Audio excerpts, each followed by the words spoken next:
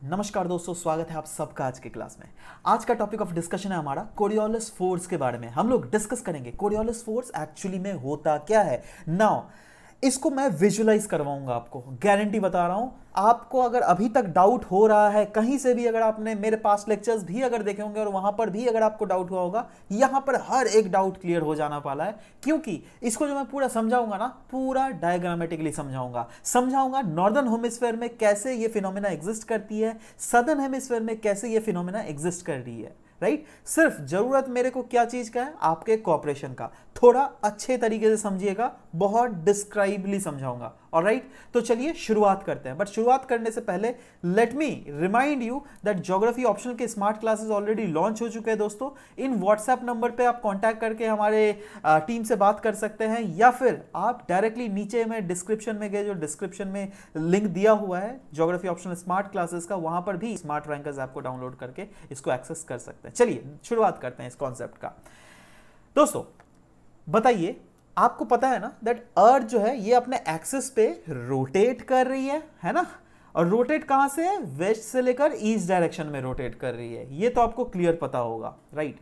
अब हमें यह भी पता है दैट अर्थ जो है वो वेरियस लॉन्गिट्यूड में डिवाइडेड है, राइट। लॉन्गिट्यूड मतलब क्या? ये वो इमेजिनरी लाइन होता है जो कि नॉर्थ पोल को साउथ पोल से जोड़ता है। और ऐसे ही वेरियस लॉन्गिट्यूड्स हमारे एग्जिस्ट करते हैं। क्लियर है? देखो क्लियर है ना। ये मैं इसलिए डायग्राम कर रहा हूं ना क्योंकि इसी कॉन्सेप्ट यही जो है बेस बनाता है इसका। ऑलराइट, नाउ ध्यान देना, यह लॉन्गिट्यूड में इस पॉइंट को ले लो और इस पॉइंट को ले लो, ठीक है। और सिमिलर लॉन्गिट्यूड में इस पॉइंट को ले लो और इस पॉइंट को ले लो। ऑलराइट, ध्यान देना, ये पॉइंट यहां से यहां जितना टाइम, सोचो आने में टाइम t1 लग रहा है, इस पॉइंट को यहां से यहां आने में टाइम t1 लग रहा है, राइट। सिमिलरली इस पॉइंट को यहां से यहां आने में भी तो टाइम t1 ही लगेगा। क्लियर है? ये तो क्लियर है क्योंकि सेम लॉन्गिट्यूड है भाई, है ना। अब आप खुद सोचो, यहां से यहां आने पर डिस्टेंस जो है ना, यह तो क्लियरली हमें दिख रहा है बहुत बड़ा है इक्वेटर में, बट यहां पर जो डिस्टेंस है वो रिस्पेक्टिवली छोटा है। अब आप खुद सोचो, आप अगर अपने दोस्त के साथ कंपटीशन लगा रहे हो, सिमिलर टाइम t1 में आपका दोस्त A पॉइंट से B पॉइंट गया, बट आप पॉइंट A से पॉइंट C पॉइंट चले गए और C पॉइंट जो है B पॉइंट से दूर में है। इसका मतलब क्या हुआ? दैट क्योंकि दोनों टाइम t1 में ही इतना डिस्टेंस ट्रेवल किया है, इसका मतलब क्लियर है, क्योंकि आपने ज्यादा डिस्टेंस ट्रेवल किया मतलब आपका स्पीड ज्यादा है। क्लियर है? मतलब इस पॉइंट का जो स्पीड है इक्वेटर में बहुत ज्यादा है। हम या क्या ये बोल सकते हैं? जी हां, मतलब अर्थ जो अपने एक्सिस में जो रोटेट कर रही है ना, ये जो आपका इक्वेटर में जितने सारे पॉइंट है उसका जो पॉइंट ऑफ रोटेशन है, वो स्पीड ऑफ रोटेशन है, वो बहुत ज्यादा है as compare to the higher longitudinal part. Clear है? यहां पर कोई यहां पर कंफ्यूजन नहीं होना चाहिए। अब सवाल होता है दैट इसके थ्रू मैं कोरियोलिस फोर्स को कैसे समझा दूंगा?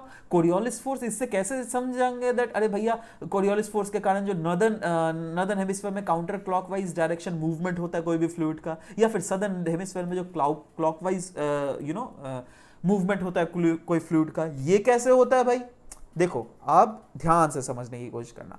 हमने मेन तो कॉन्सेप्ट समझ लिया दैट हाँ, जो अर्थ का जो रोटेशन होता है वहां पर रोटेशन के कारण जो इक्वेटर में पॉइंट है ना, उसका रोटेशन स्पीड काफी ज्यादा फास्ट होता है as compare to this speed. Clear है? अब देखो ध्यान से देखना, सोचो इक्वेटर के मतलब इक्वेटर वाला पॉइंट तो ज्यादा स्पीड से भाग रहा है एज कंपेयर टू दिस वाला पॉइंट, या फिर एज कंपेयर टू दिस वाला पॉइंट। क्लियर है? यहां पर आप लोग क्लियर है? चलो अब नॉर्दर्न हेमिस्फीयर को हम कंसीडर कर लो, ठीक है। मतलब इस इक्वेटर के ऊपर वाला पार्ट को कंसीडर कर लो, राइट।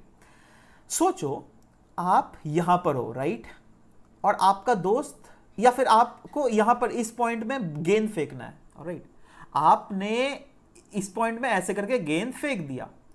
अब आपने तो गेंद फेंक दिया, आपको तो लगा दैट हाँ चलो भैया हम यहां से गेंद फेंक दिए, बट आपको ये रियलाइज नहीं हुआ दैट आपके नीचे का जो प्लेटफॉर्म है ना अर्थ का, वो बहुत तेजी से मूव फास्ट, इधर फास्ट इसका मूवमेंट हो रहा है। राइट मतलब देखो आपका नीचे का प्लेटफॉर्म अगर मूव करेगा तो ऑब्वियसली आप भी तो मूव कर रहे हो ना, मतलब इक्वेटर में जिसका इस पॉइंट का जितना वेलोसिटी होगा वही पॉइंट का वेलोसिटी आपके पास भी आ जाएगा, और वो वेलोसिटी क्या हम बोल सकते हैं दैट इस पॉइंट के वेलोसिटी से तो बहुत ज्यादा रहेगा, मतलब इस डायरेक्शन में तो मूव कर ही रहा है बट आपने बॉल को इस डायरेक्शन में फेंका, मतलब रिजल्टेंट बॉल किस डायरेक्शन में जाएगा, इस डायरेक्शन में। क्लियर है? वही सब तो हम लोगों ने चीजों को पढ़ा था ना, याद कीजिए क्लास 8-9 में जो फिजिक्स में हम लोगों ने क्या पढ़ा है दैट कोई बॉडी में जो मूवमेंट इस डायरेक्शन में और इस डायरेक्शन में अगर लगेगा तो रिजल्टेंट बॉडी जो है उसका मूवमेंट इस डायरेक्शन में होगा। वही चीज हमें यहां पर भी देखने को मिलता है, राइट दैट आपने भले ही गेंद को इस डायरेक्शन में फेंका, राइट बट अल्टीमेटली गेंद का क्योंकि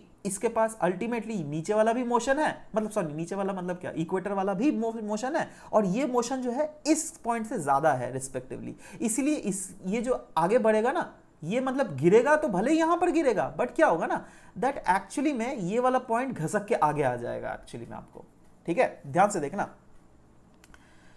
ये वाला पॉइंट आगे जाए, भले ही आपने बॉल को यहां पर फेंका है, ध्यान से देखो फिर से मैं समझाऊं रहा हूं, यहां पे भले ही आपने बॉल को यहां पे फेंका है बट एक्चुअली में क्या है दैट आपका क्योंकि प्लेटफॉर्म इतना स्पीड में है ना दैट वो स्पीड बॉल के भी पास है ना, और बॉल रिजल्टेंटली वो बॉल का मूवमेंट इधर हमें देखने को मिल रहा है, मतलब राइट डायरेक्शन में नॉर्दर्न हेमिस्फीयर में यहां पर बॉल मूव किया।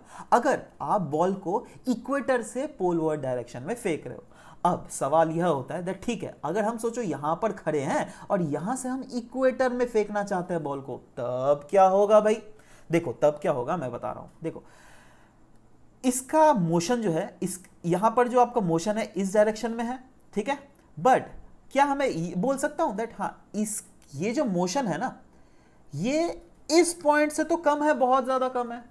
क्लियर है? मतलब आप अगर बॉल को यहां से यहां पे फेंक रहे हो ना आपको तो लगेगा आप यहां पे पॉइंट में फेंक रहे हो, बट ये वाला पॉइंट जब तक आप बॉल यहां पे गिरेगा ना तब तक ये वाला प्लेटफॉर्म जो है ये मूव करके यहां पे आ जाएगा। क्यों? क्योंकि इस पॉइंट का वेलोसिटी जो है इक्वेटर में बहुत ज्यादा है, राइट तो ये वाला पॉइंट यहां पर मूव करके आ गया, मतलब ये वाला पॉइंट जो है वो इस पॉइंट का जगह ले लेगा, मतलब बॉल जो है ना एक्चुअली में आपको तो लगेगा यहां पे गिरा बट क्योंकि ये वाला पॉइंट घसक के इधर आ गया तो बॉल रिजल्टेंटली जो है ना बॉल इधर आके गिरता है, मतलब बॉल जो है इधर आके गिरता है, राइट भले ही आप इधर फेंको बॉल इधर आके गिरेगा।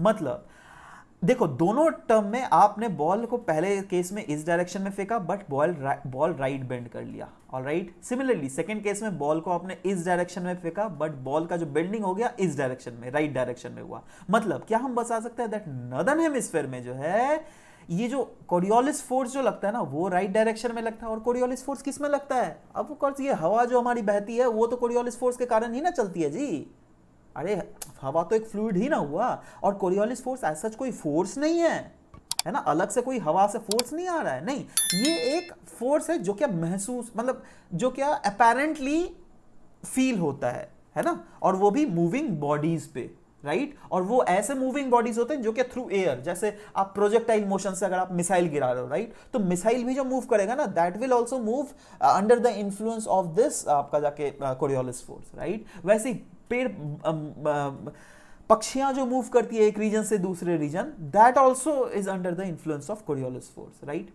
मतलब देखो अगर आप इक्वेटर से इधर फेंक रहे हो तो बॉल का मूवमेंट इस डायरेक्शन में हो रहा है, और आप इस पोलवर्ड डायरेक्शन से अगर बॉल को इधर फेंक रहे हो तो बॉल का डायरेक्शन इस डायरेक्शन में हो रहा है। मतलब आप अगर एज्यूम करो दैट यहां पे लो प्रेशर क्रिएट हो गया जहां पर साइक्लोन क्रिएट हुआ है, राइट तो लो प्रेशर जब क्रिएट होगा तो यहां से जो विंड्स आएंगी वो कुछ इस डायरेक्शन में आएंगी, यहां से जो विंड आएगी वो कुछ इस डायरेक्शन में आएंगी। क्लियर है? मतलब अगर हम ये लो प्रेशर मानते हैं तो इक्वेटर के तरफ से विंड का मूवमेंट इधर रहेगा, पोल के तरफ से विंड का मूवमेंट इधर रहेगा, राइट तो इधर मूवमेंट ऐसे होकर विंड कभी कभी इस डायरेक्शन में इसके एक लो प्रेशर को इंटेंसिफाई कर देती है, राइट। इसीलिए देख रहे हो यहां पे काउंटर क्लॉकवाइज बनता हुआ हमें दिख रहा है ना, काउंट यही ना क्लॉकवाइज, क्लॉक मतलब क्या, घड़ी आपकी सुइयां कैसे चलती है, ऐसे चलती है ना, बट यहां पर जो है उल्टा देखने को मिल रहा है, राइट उसीलिए इसको काउंटर क्लॉकवाइज कहते हैं, राइट।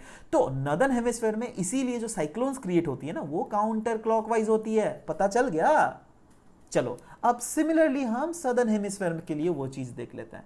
सदर्न हेमिस्फेयर में आप यहां पर हो, आप बॉल को यहां से यहां फेंकना चाहते हो, बट क्योंकि आपका प्लेटफॉर्म इधर जा रहा है तो आपको रिजल्टेंट जो बॉल का मूवमेंट है ना वो इस डायरेक्शन में देखने को मिलेगा। क्लियर है? सिमिलरली अगर आप यहां से इधर बॉल फेंक रहे हो तो आपको क्या हो रहा है दैट क्योंकि ये वाला पॉइंट आपने यहां पर फेंका बट ये वाला पॉइंट आगे चला गया और पीछे वाला पॉइंट घसक के यहां पे आ गया, मतलब एक्चुअली बॉल जो है यहां पे इस पॉइंट में नहीं गिरेगा, क्योंकि ये वाला प्लेटफॉर्म यहां पे आ गया तो बॉल को हम लोग मानेंगे बॉल इस वाले पॉइंट में गिरा है, राइट? मतलब बॉल का मूवमेंट जो है कुछ ऐसे होता है। मतलब राइट नॉर्दर्न हेमिस्फीयर में ये जो बेंड राइट डायरेक्शन में कट जाता था ना दोनों केस में, वैसे यहां पर देख रहे हो दोनों लेफ्ट डायरेक्शन में बेंड कर रहा है, देख रहे हो? मतलब सदर्न हेमिस्फीयर में अगर इक्वेटर से आप पोलवर्ड साइड भेजोगे तो ये आपका जाकर लेफ्ट डायरेक्शन में मूव करेगा, वैसे ही अगर आप पोलवर्ड डायरेक्शन से भी अगर इक्वेटर वर्ड की तरफ भेजोगे तो वो भी लेफ्ट डायरेक्शन में मूव करेगा। मतलब यहां पर अगर हम एक लो प्रेशर सेंटर बना देते हैं, ये सोचो लो प्रेशर सेंटर हो गया, तो इक्वेटर से विंड इस डायरेक्शन में आ रही है, राइट, और पोल से विंड इस डायरेक्शन में जा रही है, मतलब अल्टीमेटली इस डायरेक्शन को इंटेंसिफाई कर रही है ये, ठीक है? तो देख रहे हो क्लॉकवाइज ना इंटेंसिफाई हो रहा है ना? इसीलिए सदर्न हेमिस्फीयर में जो है आपका कोरियोलिस फोर्स के कारण क्लॉकवाइज इंटेंसिफिकेशन होता है। क्लियर है? समझ में आ गया? यही है आपका basic knowledge of Coriolis force. Coriolis force किसको कहते हैं इसके आपको समझ में आ जाना चाहिए दैट कोरियोलिस फोर्स के कारण ही जो ट्रॉपिकल साइक्लोन जो क्रिएट होते हैं ना नॉर्दर्न हेमिस्फीयर में और सदर्न हेमिस्फीयर में, वो ट्रॉपिकल साइक्लोन में जो है नॉर्दर्न हेमिस्फीयर का ट्रॉपिकल साइक्लोन का जो है इसका मूवमेंट जो है आपका जाके ऐसे हो रहता है। देखो राइट डायरेक्शन में हो रहा है, यहां पर भी राइट डायरेक्शन में हुआ, यहां पर भी लेफ्ट डायरेक्शन में हुआ, इधर भी लेफ्ट डायरेक्शन में हो रहा है, इसीलिए तो यहां पर क्लॉकवाइज हमें मूवमेंट देखने को मिला, इसीलिए तो हमें यहां पर काउंटर क्लॉकवाइज मूवमेंट देखने को मिला। और खैर ये तो आपने ठीक से समझ ही लिया, right? So this was all about the discussion, all about the descriptive analysis of what do we actually mean by Coriolis force. आशा करता हूं दैट यहां से बिल्कुल 100% आपका सब कुछ क्लियर हो गया होगा, राइट? आप अगर चाहे तो हमें फॉलो भी कर सकते हैं दोस्तों फेसबुक और टेलीग्राम पेजेस पर, है ना, जहां पर हम लोग डिफरेंट मटेरियल्स आपके साथ शेयर करते हैं। और अगर आपको स्मार्ट कोर्सेज अटेंड करना है ज्योग्राफी ऑप्शनल का, तब तो नीचे में डिस्क्रिप्शन में लिंक दिया ही हुआ है, वहां पर जाकर आप मेरे एकदम हाईली अफोर्डेबल प्राइसेस में ये स्मार्ट कोर्सेज अवेलेबल है, जाइए वहां पे आपको इनरोल करवाइए और ज्योग्राफी ऑप्शनल का A to Z सब कुछ पेपर 1 पेपर 2 कवरेज किया हुआ है, right? So this was all about the discussion that we had. मिलता है नेक्स्ट क्लास में, बाय बाय, टेक केयर।